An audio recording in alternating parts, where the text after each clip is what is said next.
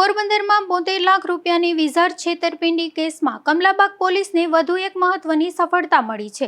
આ ગુનામાં મદદગારી કરનાર બેંક એકાઉન્ટ ભાડે આપનાર મહિલા અને એક યુવાનની મહારાષ્ટ્રમાંથી ધરપકડ કરવામાં આવી હતી, જે શખ્સો જેલ હવાલે થયા છે।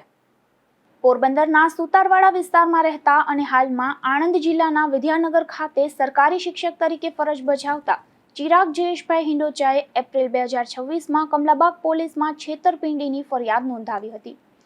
ફરિયાદ મુજબ વર્ષ 2023 દરમિયાન વર્ક વિઝા, એજ્યુકેશન વિઝા અને વિઝિટર વિઝા અપાવવાના નામે વિશ્વાસમાં લઈ વિવિધ દેશોમાં નોકરી અપાવવાની લાલચ આપી કુલ 72,50,000 રૂપિયા પડાવી લેવામાં આવ્યા હતા, પરંતુ ન તો વિઝા અપાયા અને ન તો વિદેશમાં નોકરી મળતા છેતરપિંડીનો ભાંડો ફૂટ્યો હતો। આ કેસમાં અગાઉ મુખ્ય આરોપીઓની ધરપકડ થઈ ચૂકી છે।